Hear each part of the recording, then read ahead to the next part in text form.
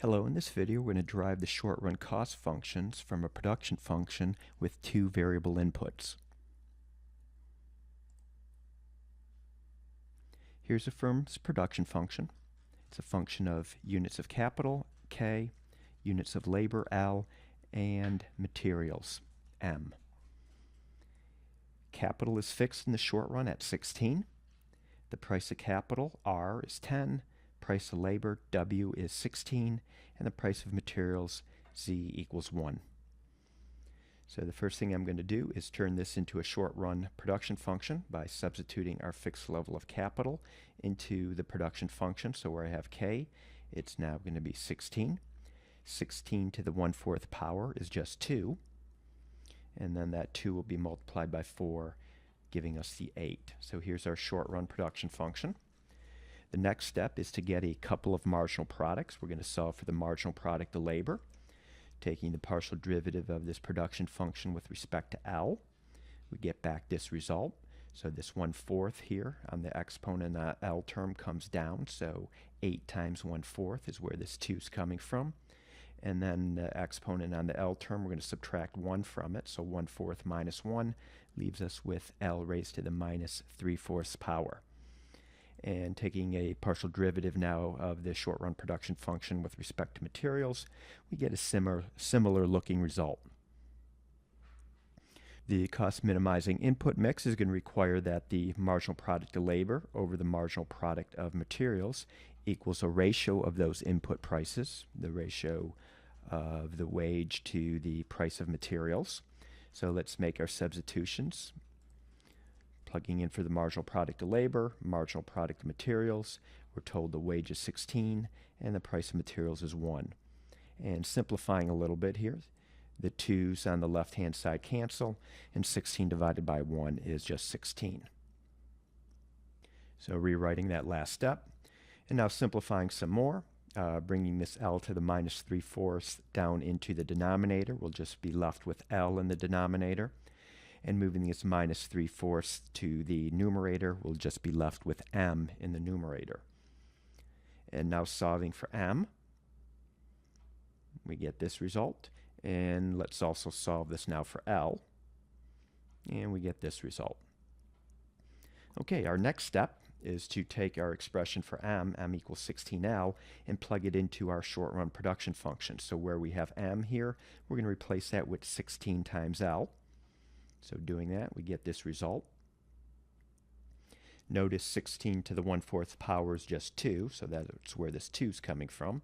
And then L raised to the 1/4 power is just L to the 1/4 power. 8 times 2 gives us a 16. Adding up the exponents on the L terms, we just get L to the 1/4. Dividing through by 16. And now squaring both sides, we have an expression for L. L equals Q squared divided by 256. We're going to do a similar thing, but this time we're going to take our expression over here where we have L equals M divided by 16, and now we're going to plug that into our production function. So making that substitution, we get this result here. Just rewriting the last step. And so 16 here raised to the 1/4 power just leave us 2 in the denominator. 8 divided by 2 leaves us this 4 here. Adding up the exponents on the M term, dividing through by 4, and now squaring both sides, we have an expression for M. Let's now form our cost function. So the firm's total cost is going to be just the cost of labor plus the cost of materials plus the cost of capital, where the cost of labor is the wage times units of labor, cost of materials is the price of materials times units of materials, and so on. We know that K is 16. We know the price of capital. We know the wage. We know the price of materials. And we also know L. L equals Q squared divided by 256. We saw that earlier. And we saw just right here, M equals Q squared divided by 16. So if we make all these substitutions into our cost function, we get the following.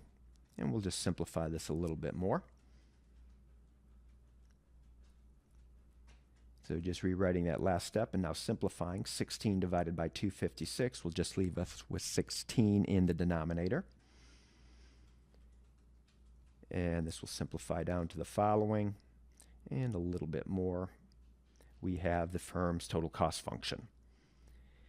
The firm's fixed cost is 160, just a constant. The firm's variable cost then is going to be given by Q squared divided by 8.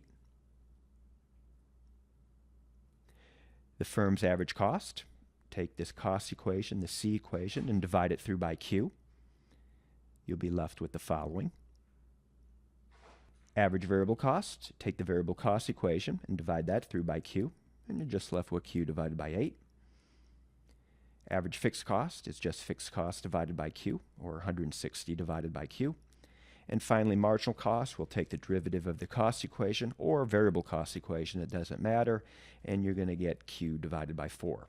So that's how we derive the firm's short-run cost functions from a production function with two variable inputs. Okay, I'll stop here.